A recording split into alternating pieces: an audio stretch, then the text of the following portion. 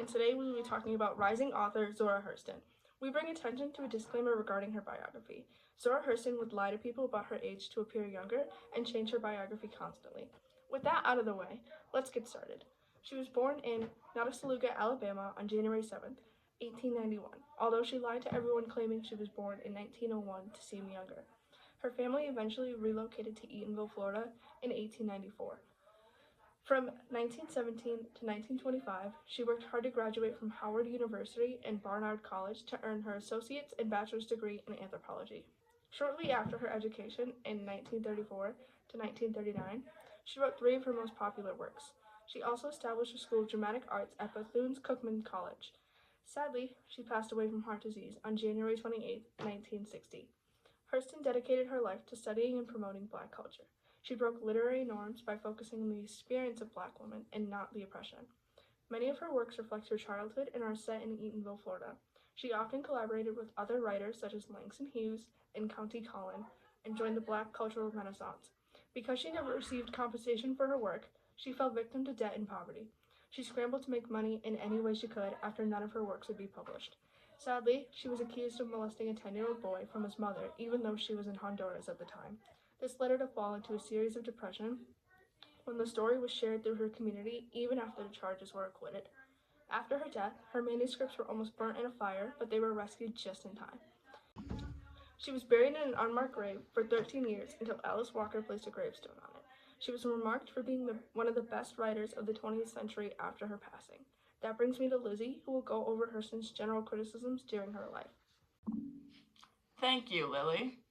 One of Hurston's main criticisms was that she kept African American vernacular in her text.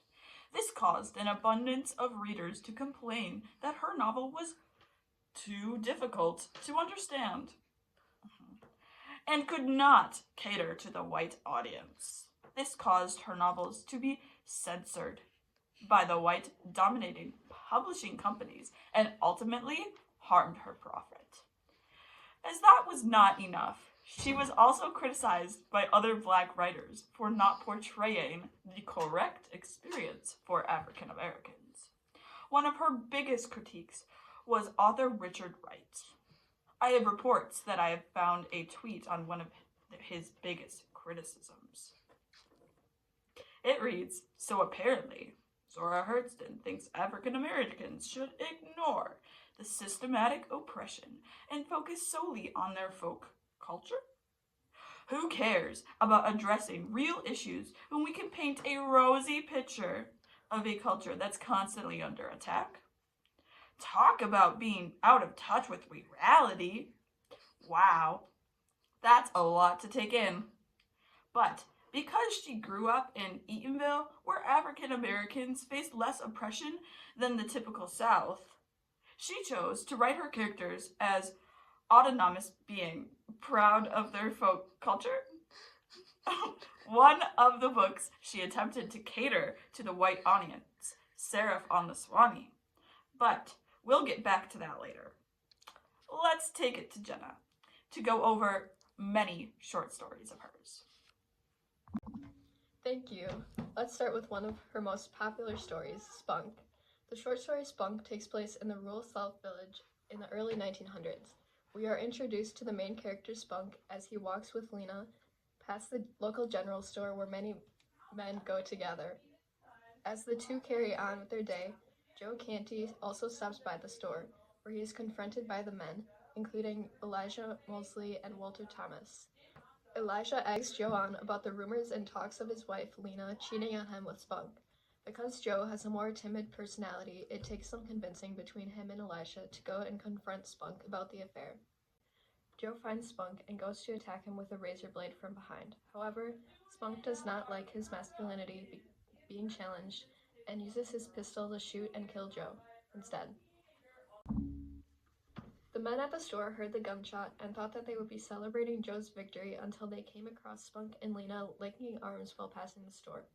Eventually, there came a trial in regard to Joe's death, and it was ruled that Spunk acted only in self-defense. Spunk, however, grew to feel extremely guilty and soon believed that Joe was haunting him from hell. Due to Spunk's major paranoia about Joe coming back to life, he fell into a saw at his work. the sawmill. Spunk was convinced that Joe had pushed him to his death even though Joe was already dead. In the end, neither of the two men won in their attempt at a power struggle as they both proceeded to die. Now that we have a bit of background on this story, we've decided to go out and ask the public their thoughts on this novel. Take it away, Stan. We're outside with the intent to interview students about Hurston's works. Here we have Dull Darth, who we promised that this is airing nationwide. So what can you tell us about Spunk? What can you say about the general theme of Spunk and any underlying messages that you can think of? First, the main character Spunk is a play on words. The word spunk is slang for a lively and spirited individual. The character Spunk lives up to this nickname and is praised for his bravery in the story. This is seen when Elijah explains that Spunk was the only one to step up at the sawmill after a tragic incident and everyone else was too scared to go near it. Joe is the complete opposite of Spunk, as he is nervous and ashamed. These foil characters highlight the themes of masculinity and power dynamics. Spunk can show more masculinity through his bravery and ability to flaunt his affair with Joe's wife. Spunk is also able to have more control over Lena, while Joe attempts to gain more power by killing Spunk. It leads to his demise and gets him killed. Spunk can walk away with no harm done and live his life normally. While Spunk is being haunted by Joe, his masculinity cracks and he scares himself to his deathbed. The theme of betrayal is also prominent in Lena, who is public about her affair. Lena's affair leads to the death of Joe and Spunk and highlights the destructiveness of betrayals and relationships. All very good points. Thank you for giving us some more insight into Zora Hurston's short story, Spunk. Now go running along. Let's hear from Frank Zappa to go over the summary of another one of Hurston's short stories. That was some interesting insight on Spunk. Another popular short story by Hurston was Sweat. Set in the 1920s in Eatonville, Florida, Sweat explores the life of Delia Jones and her husband, Sykes. Delia is a determined and industrious woman who earns a living by washing clothes for white families in her community. She takes great pride in her work, and through her laundry business, she independently pays off her house. Conversely, Sykes is an incredibly lazy and abusive man who spends his time gambling, mistreating his wife, and flaunting his infidelity, for he's having an affair with Bertha, a younger woman in town. The story begins with Delia sorting laundry when a long black entity brushes against her shoulder. While she is frozen in her tracks, believing there's a snake on her shoulder, Sykes begins to laugh at her. Knowing snakes are her biggest fear, he draped his bullwhip over her shoulder, only to benefit from the enjoyment of her fear. This leads to a large argument between Delia and Sykes. He objects to her bringing white people's laundry into the house and proceeds to kick the sorted piles into disarray. Even though Delia tries to continue with her work, Sykes continues to argue and criticize her for working on the Sabbath. After Sykes stomps all over the white clothes, threatens to hit her, and talks of kicking her out of the house, Delia has finally had enough. She grabs a skillet and reminds him that it is her sweat and her labor that pays for their house. Sykes begins to feel intimidated by Delia's burst of confidence and quickly leaves the house. The men of the community begin to feel bad for Delia, as Sykes does not work to support her and has even beaten the attractiveness out of her. Sykes then attempts to scare Delia out of the house with a real snake in order to secure a life with Bertha. After days of arguing back and forth, Sykes still does not remove the snake, no matter how many times Delia asks him to, and goes as far as putting the snake inside of her laundry basket. After finding the snake, Delia runs outside of the house, terrified, and retreats to the barn. There she realizes that the problem in her marriage are not her fault. The next morning, she hears Sykes' screams and knows that the snake must have bitten him. Although she feels pity for him, she lies in her flower bed all morning as her husband calls for her in agony. As he lies dying, he knows Delia is there. Now with that brief overview, it's time to interview more students and see what they have to say about Sweat. Let's hear it from Berdella. Hello, here we have Brickster Blue to tell us about Sweat. Could you please offer us some themes and underlying messages from Zora Hurston's Sweat? Yes, Sweat brings up a more feministic approach to Hurston's short stories. First, think about the word sweat, which is often associated with masculinity and physical labor. Thinking of women as hard laborers is uncommon, as their tasks are generally light. Delia sets up a reverse in gender roles, as it's her hard work that keeps the house afloat. Delia also works herself to be an independent woman. The fact that her body is unattractive to Sykes sets her transition from a lazy housewife to a hard-working independent woman. This is also prominent when she decides to watch her husband die of a snake bite instead of intervening. She does this as an assertion of independence and not as a failure to be a wife. Sweat also has a few Christian symbols behind it and makes religion prominent. The snake is the most obvious symbol as it represents betrayal and sin. It also sets up Delia as a good Christian woman who can have compassion and long suffering but can equally have as much hate as love as she gives love. Sykes is set up as a horrible and evil man but can be pitied for his horrific death.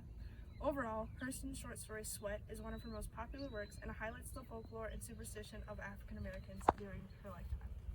Wonderful. Thank you so much for that insight. I'm sure your English teacher will be slightly impressed.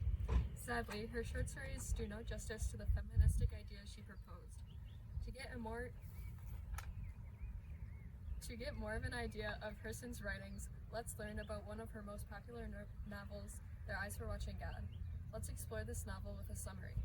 Although at this point, I'm sure this video has been a bit boring, so to add some pizzazz, we brought in a special reporter for this one. Let's hear it from Tonic Trey.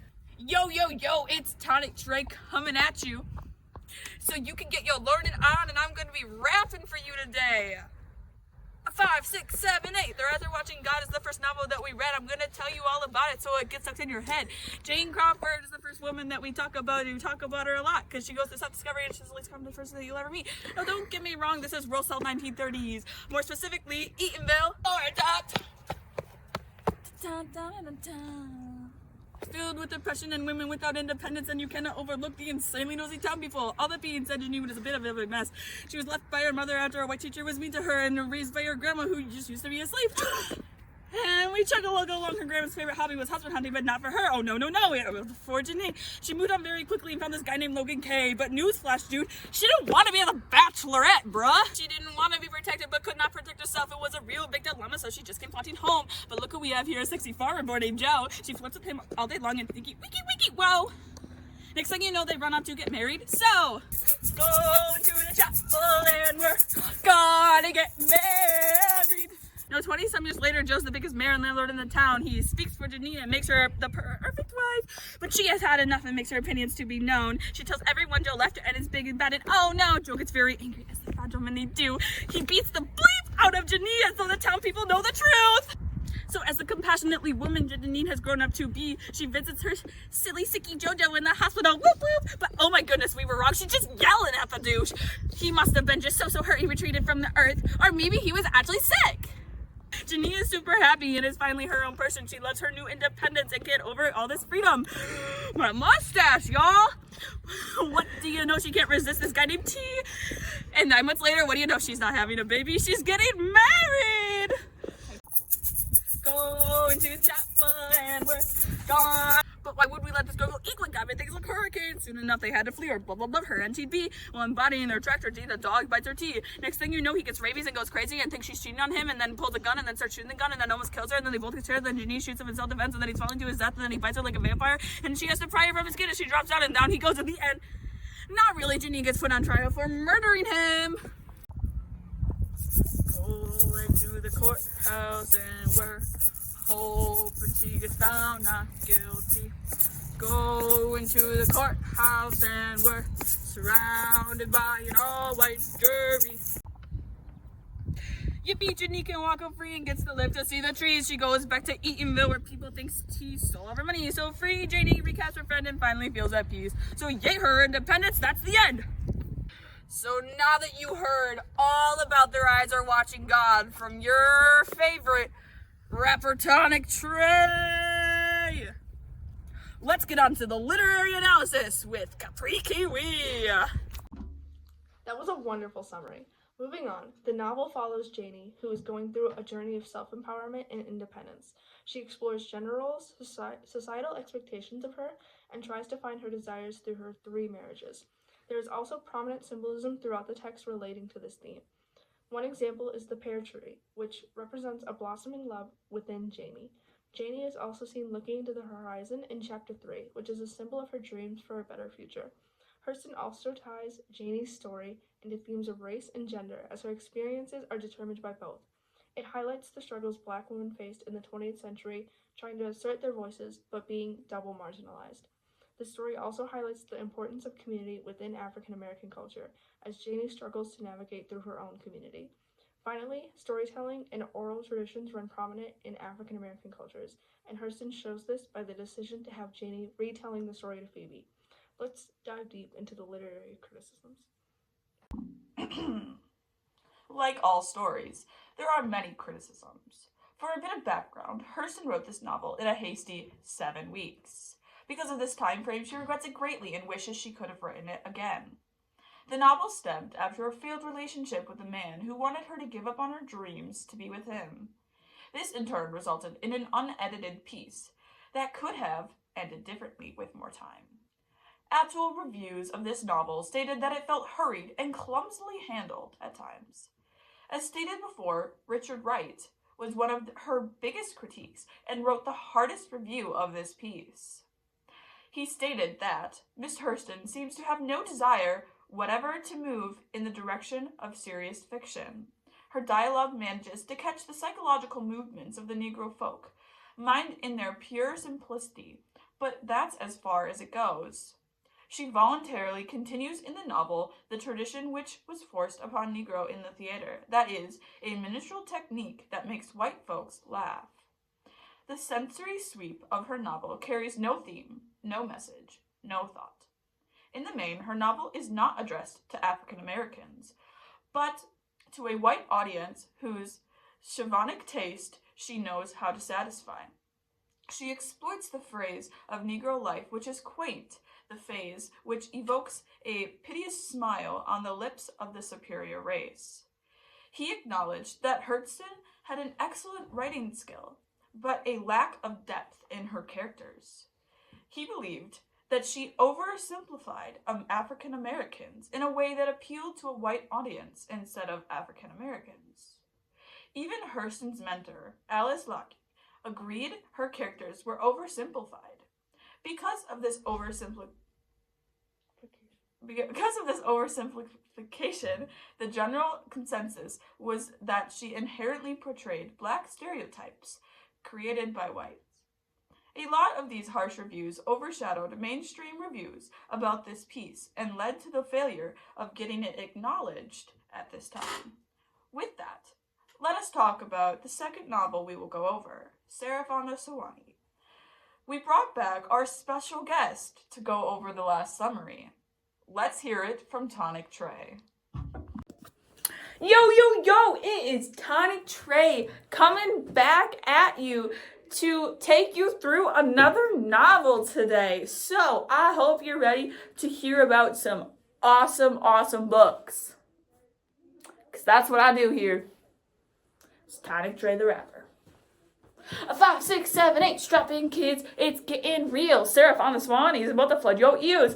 Arve is this poor girl who lives in a small town called Saudi. You guessed it, it's in the 1930s, which is in the rural South if you haven't already picked up the fact that we're still talking about the South. Arve is seen as this weird girl and is lacking in the smarts department. She is thought to have these bursts of energy and hysteria and scissors. Yippee! Because she's shy and kind of weird, townspeople think her sister Renee is prettier. Not only that, but more well-loved, and to no one's surprise, she gets married young. Rolling through the tracks, rolling, we're gonna get married. To our surprise and super suburb secret-keeping skills, I reveal she's madly in love with her sister's new husband, Carl Middleton. More like Carl Mid. She's super ashamed and special about her feelings for this guy. Well, duh. So she turns to religion and a god to try to justify. But soon enough, what do you know? A guy named Jim comes to town and falls like a girl for her. To no one's surprise, he cannot wait for time and he asks Arve to marry her. Of course, she says no because she can't believe she's likable. But anyway, she gets dressed up in a pretty dress and goes to talk to Jim. He takes her to a mulberry tree and they sit and converse like people do. A couple minutes scroll on by and Jim proposes. He proposes for real this time. Harvey did not know what to say, but she knew she had to get married soon. Turns out Jim's just a big fat douche and he assaults Harvey because he cannot wait. Later that day, they go off to the local justice of the peace to finalize their marriage. Yippee! Going to the chapel, that's where kids are gonna get ready. Now for the real yippee this time, cause Arve is happily married, though she spends every waking moment thinking Jim is gonna leave her. But anyway, cause life goes on, Jim gets a sawmill job, but it's not fulfilled, cause guys, they just need a lot. Soon enough, Arve's knocked up and gives birth to this disabled son named Earl. A few years gone by, and Earl's a teenager, all grown up, yeah. But he takes after his father and assaults a town girl too. But Jim's a little hypocrite and gets mad and chases Earl, and for some reason, he's just a guy.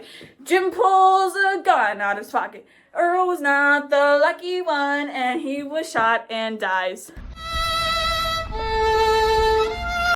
Arve becomes distraught and never recovers from the pain, but her friend Hurston helps Arve become a good wife and confident too. So goodbye, bashful, has to be married, girl, and hello with the new. She begins to see herself as equal and soon becomes fulfilled. Funny, not really, enough to her, but Jim will never make up.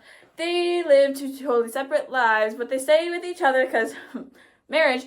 But they both are kind of sad and don't like each other much anymore. And Jim gets really unhappy in the marriage, yeah. But surprise, surprise, here comes a rattlesnake to munch on Jim. Hooray! Wait. But little whoopsies Arve had made because she just stood there watching the whole thing.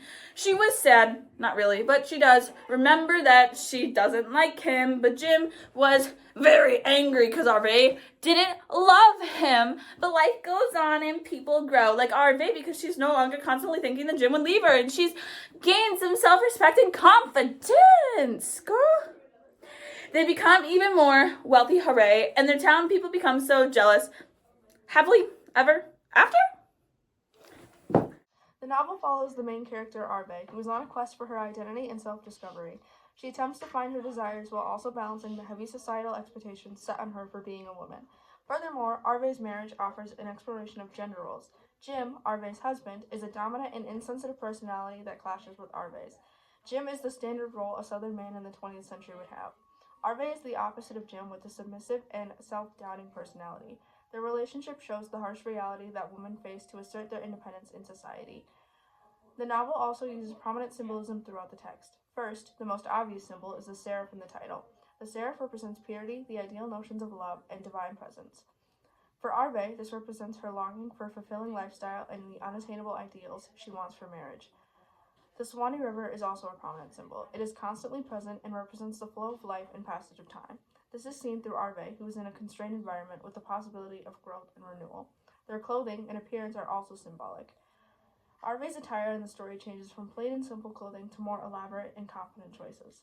This signifies her change from a more submissive nature into a more assertive one. With that, let's get into the criticisms. Hello. Seraph on the Swanee was one of the last novels Hurston wrote. Unlike her other novels, this one follows a white protagonist. It was one of Hurston's last attempts to appeal to a white audience. Unfortunately, it got harsh criticism from both black and white audiences. One review wrote, "Her black readers have been much too troubled by her switch to white characters to share this pleasure, and her white readers, who have already enjoyed her apparent endorsement of dominant cultural myths and patriarchal virtue and female romantic submission to seraph, probably would have liked it even better if she had published the work under another name and thereby made the novel's connection to black culture less tangible. A sudden switch from African American culture to white culture threw off readers. Unlike any of her other novels, African American women could not connect to the story in any way and saw it as Hurston ignoring her culture. White Americans had no appeal to the novel because it felt like a grab to connect black and white cultures. They also could not find appeal to the stereotypes that Hurston put in her other novels.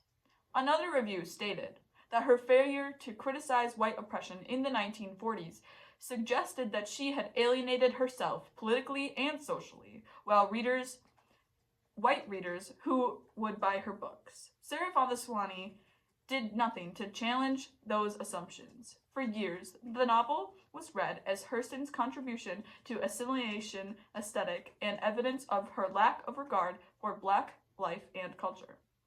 She appeared to have abandoned exploitative Black folk characters for white crackers and their Black, non-threatening pets. The idea that Hurston was separating herself from her culture spread quickly. It was a constant debate between authors during the 20th century, and Hurston did not speak out about it. Yet, despite these harsh criticisms, it was one of her most selling novels. Let's wrap it up with some final commentary from our main reporters. It can be stated that Hurston wrote about several types of American experiences in the mid-20th century. She mainly focused on the experiences of Black women and their issues with double marginalization, with one attempt to write about the experiences of white women. She also wrote about her own experiences through her stories. She broke literary norms by focusing on the rich culture of African Americans instead of the harsh oppression. In some of her biographies, when she did focus on her struggles with oppression, she emphasized that it was not only in the South. African Americans were faced with hardships no matter where they went. Unfortunately, it was difficult for African Americans to obtain any version of the American dream, as the oppression they faced was always holding them back.